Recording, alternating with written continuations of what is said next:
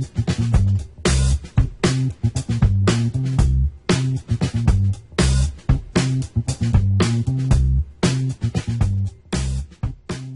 this webinar, we are going to be covering what a teacher needs to do to set up their gradebook at the beginning of a school year.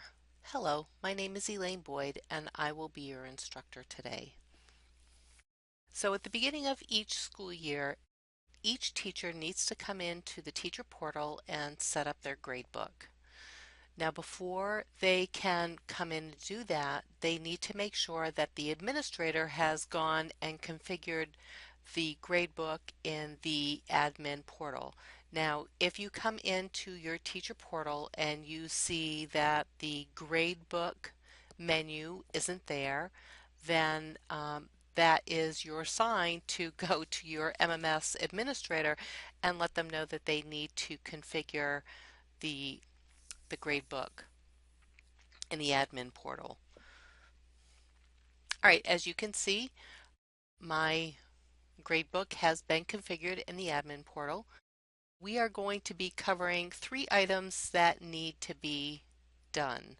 The third one is optional, depending on how your school wants that last item to be handled. So we're going to be setting the averaging method for each of our classes. We're going to be setting up categories to be used for those classes. And also if, and this is the optional item, being able to configure the semester and final averaging weighting options.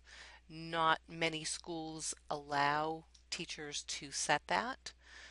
But if your school does, we will be covering that. All right, I am logged in as an elementary school teacher, and when you come into your gradebook and you click on the summary grid before you have gone in and set it up for the beginning of the school year, you're going to receive a message similar to this, saying, basically telling you that you need to set up your averaging method. And once you have your averaging method set up, you can set up the categories for those courses. So to find all of that information, we are going to go under Gradebook and Gradebook Setup, where the first thing that needs to be done is setting the averaging method. Now this does have to be done for each of your classes, but as you can see, it will go fairly quickly. Now there are 2 options that you can select here. One is by total points, and total points basically is an unweighted term grade. So for example, if a student has a 100-point homework assignment and they receive full marks on that, so 100%, and they have a test that is also worth 100 points and they receive full marks on that, that test and that homework assignment are equal in calculating what the student's term grade will be. The second option is by average of weighted category averages. So in that same scenario, say the teacher has 2 different categories, or at least 2 categories. One is labeled homework and the other one is labeled tests and quizzes. Tests and quizzes could be worth 50% of that student's term grade, whereas homework is only worth 10%. So that 100 mark for a homework assignment is not going to have the same weight, the same value for that term grade that a 100 for a test, for example, would have for that student. You will find, or I have found in working with different schools, that the majority of elementary schools tend to gravitate towards by total points, whereas many high schools use by average of weighted category averages. There is no right or wrong way of doing this. If you have not had a conversation yet with your school administrator, I would look to them for guidance as to what they would suggest that you use here. Actually, for this training purposes, I am going to do a combination of total points as well as weighted category averages. When we are in this operation, we are working with the class that is selected in the menu bar. And you can see that my teacher has many different classes. We're going to do math by weighted category averages. So when you select the course and select the averaging method, you do need to save for each one. And then a message will display underneath saying that you are set up for um, either total points or by categories, weighted categories, excuse me. And we're going to do one more, handwriting, and that one is going to be by total points. There we go. And it's saying here that, regardless of the averaging method that we select, we are still going to need a category, at least one category set up. And I am going to reset the others and we'll be right back. All of my courses have been set for an averaging method. So I do have a combination of both total points and weighted categories. So the next thing we're going to look at is under gradebook setup, and we have two options for setup categories. We have this course only, and then we have multiple courses. We are going to take a look at what this course only looks like, and then we'll see what options we have with the multiple course setup for categories.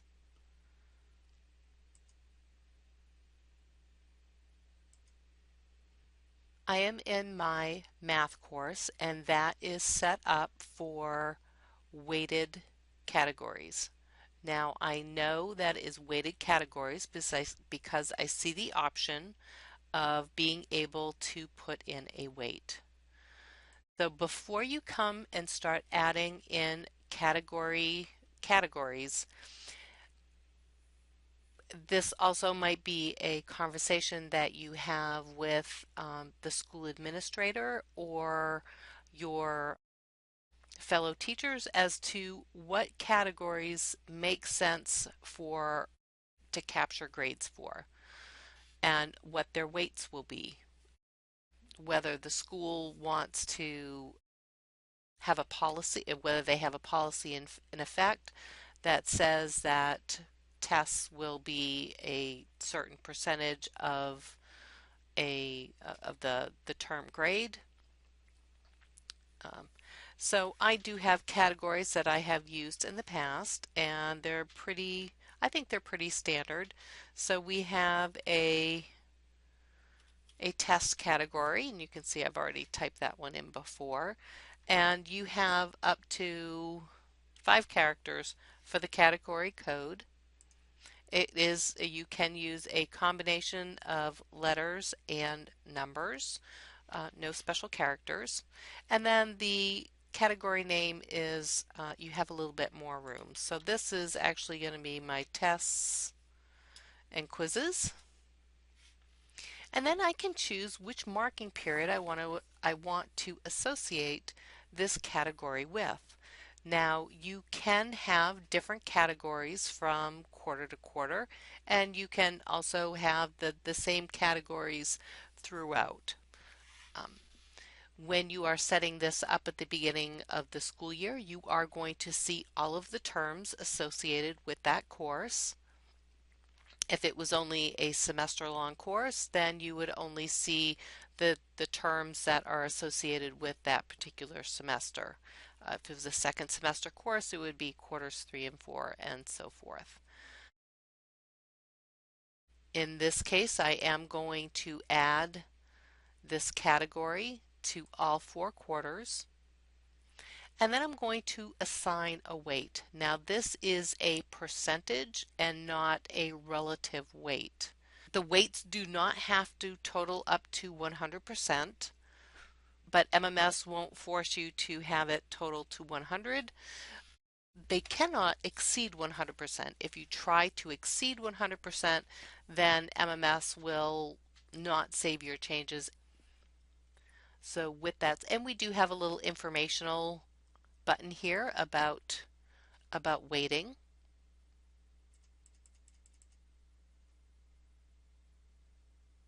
And it does say here that you may have different category weights in each marking period. So if you have, for example, each of your terms is going to have a test category, but earlier in the school year, the percentage that that category attributes to the term grade is, increases over the course of the school year. All right, so I'm going to do my tests and quizzes, and I'm going to make that 40% of my final grade. And then when I have that all set, I can click on Add Category and Weights, and I will get an alert message. And the alert message will say that the category, and it will give the category name and the weight has been added to the system for each of the marking periods that you have selected to add it for. Click OK. And now here you can see just quarter one. Now when you are set up for weighted categories and you're viewing, you have to view one term at a time. And you can see there. Once a category has been added, you do have the ability to edit that category. So you can change the code, the name, the marking period, and the weight. You can update with any changes, or you can cancel out of there. If you made a mistake and added a category that you chose not to keep, you can delete it. But where you are able to add to all 4 quarters at a time, you have to go to each term, each quarter, well in my case quarters, and delete them individually. Something to keep in mind. Let's add another marking, another category while I'm here. Homework.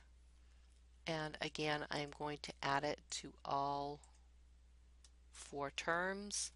Homework is going to be 30%. I'm going to add. And I'm going to add one more for classwork. And I am going to add all 4 quarters again. And this time I'm going to purposely exceed the amount that I should use. Now it's really nice here, at least by term that you have selected, you will see it gives you the total running weights. And all of my terms right now are the same, but I have 30 more percentage points that I can play around with. So I'm going to set this one to 35, which will exceed my 100%. And I'm going to add that. And you can see here that the total weight exceeds the marking periods, and it has all 4, and the category can't be added. So it actually wipes the slate clean, so I'm going to have to add that in again.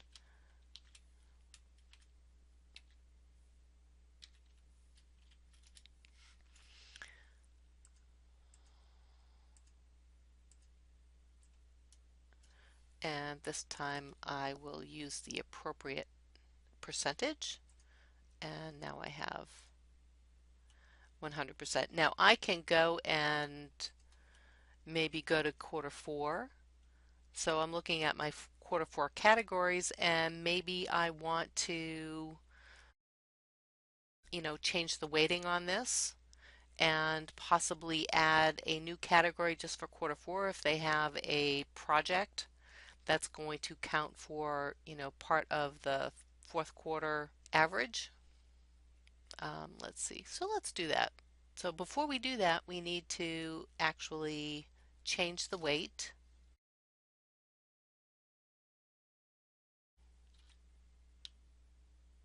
So that's project. And we're going to add that to just quarter four.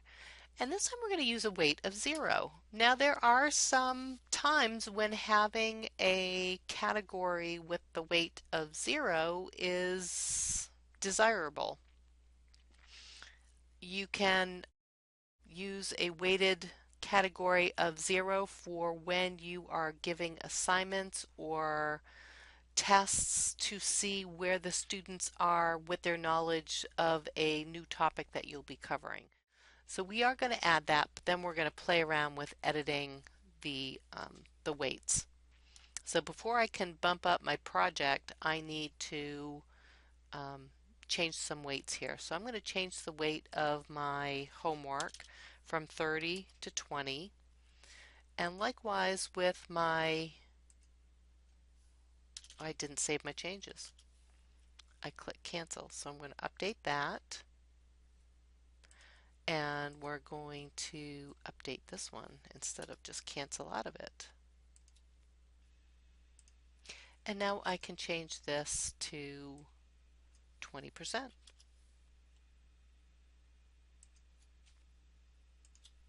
All right, so now I'm going to go to a class that is set to be for total points to see how this looks. I think that one's set to total points. There we go. So it looks very similar. So we can add categories. And again, you can use just one category or you can use multiple categories. Now, the categories won't be weighted because we're just using total points. But what would be the advantage of using categories, multiple categories, when you are not weighting them? Well, there are some options that when you are producing the progress reports, you have the option of setting those up so that they will show the category averages. Even though they're not weighted, you can have a homework category, a classwork category, and a test category, or whichever categories work for you. And then on those progress reports, it will display the average of the students' assignments that are associated with those different categories. If they are, they have an A average in tests, but a D average in homework, that's kind of a red flag for the student, the teacher, and the parents that something is wrong with their homework, that they are either not turning it in or having struggles with, doing that homework. That is an example of where having categories for an unweighted course would be beneficial. I'm going to set up the same categories. And again, you can have different categories for different quarters. You don't have to do like I'm doing and adding them all to all quarters. And you can see here that this very similar message is just lacking the weighting because it's not weighted. The nice part about this is that you can see all of your categories across all of the terms rather than having that drop down list and only seeing one term at a time for the weighted class. And I'll just add one more.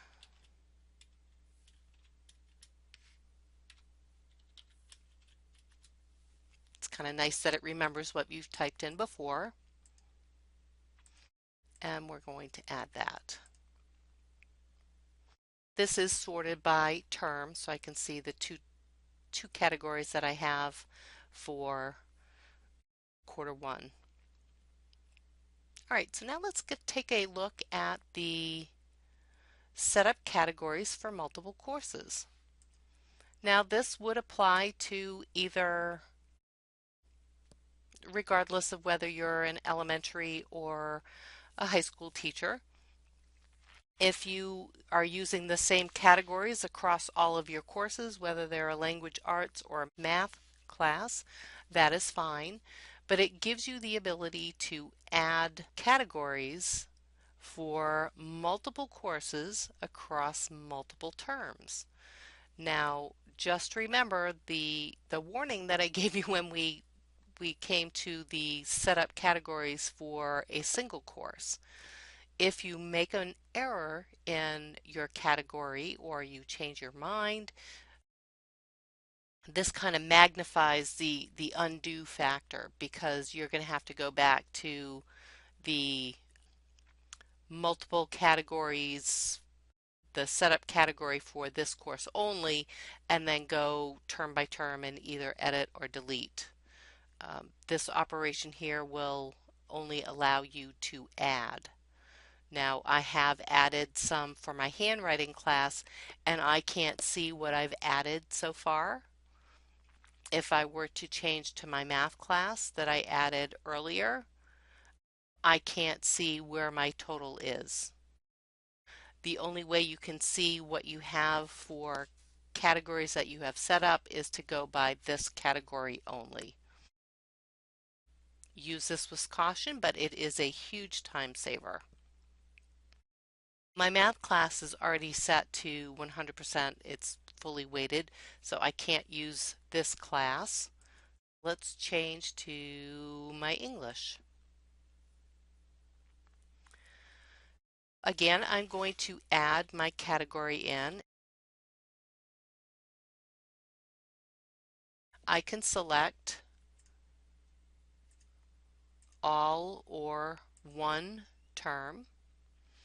The weighting is the same, so we're going to use 40% again. And what we can see here are all the other classes, the courses that this teacher has that uses the same weighting as the class that I have here in my English. So this is my English section 1, and we have a reading and we have a spelling. Now the reason why we're able to check on these classes is that they are also set to weighted categories. My handwriting and my religion are set to non-weighted, so I cannot add to them. I'm clicking and nothing is happening. That one is already set. Although let's see, that'll be an interesting message because it will add this test category to my reading, my spelling, and my English, but it will not to math because math is already at 100% for its weighted categories. So let's see what this does and the message we get. So for quarter 1 math, so our new category could not be added to the following courses because the marking period with that code is not set up for the course's grade plan or because it caused the weights to exceed 100%. So let's verify that. So it did add to the courses that it could. So let's do a different example and we'll ignore our math class because it is all set up. So we'll add the homework category and we'll give that a 30%. And we are going to add it to all 4 terms. We are going to ignore our math and we're going to select those. And now we're going to add. And when it does add, the informational message is limited to only when a problem occurs. The ones that I had selected are fine. And as I said before, the only way that you can see when you're using the set up categories by multiple courses. The only way you can see what you have set up and what the total weights are is by going to the single course only, this course only view. And you can see that we're set up for 70%. So I'm going to go back to my handwriting and we're going to take a look at the setup categories for multiple courses for total points. So I have my handwriting selected here, and again we enter in the category code. So let's put a project category, and we're going to put that for quarter 2 and quarter 4, and we are going to select just these two. You can see here that my math, my English, my reading, and my spelling are all weighted, and because they are set up differently, I cannot select those. And we'll add that. So we just get the alert message that the new category has been added. And to review what we have set up so far, there we go. And there's our project for quarter 2 and quarter 4. Now to see the last option under Gradebook Setup, I need to go to log in as a different teacher. Now I've logged in as my high school teacher, and he has been given an additional option. If I go under Gradebook and Gradebook Setup, I'm going to see Configure Averaging. Now configure averaging will apply when you have, say, for example, a semester average, whether it's first semester, second semester, or a final average that is a grade bin associated with the grade plan of the course that you have selected. And in the setup for Gradebook in the admin portal, the teachers are given permission to modify the averaging method for those calculated grades. So the semester average, the final average. You will do this for each course. So I have my geometry course here, and I am going to select my marking period. Now this marking period needs to be set in the admin portal as a final grade entry only. Which means it's going to be averaged, and in selecting that I see here that alert message says that no previously saved weights to recall for the marking period FAV, which is final average. So it's going to load the default weights that the administrator entered in when setting up the grade book for the current school year in the admin portal. So it could be that this, for this school, maybe that the mid-year exam and final exam was optional, that, not all teachers had to have a separate standalone grade for that. In this case, I am going to remove that 0.25. Now, this is different than the weighted categories. These are, and there is an explanation right here, that this is a weight that is associated. So you can see here that my quarter grades all have a weight of 1. Whatever the quarters average out to, they will contribute to the final average equally. And the mid-year exam and the final exam were worth 1/4 weight as compared to the quarter averages. So I am changing those so that the final exam and the mid-year exam will not contribute to the final average. And after you make those changes, you save the rules. If I leave this, like go to my summary grid and then come back to that option here, when I select that marking period, it's no longer going to load the defaults that were entered into the admin portal. It is going to load what I have just saved.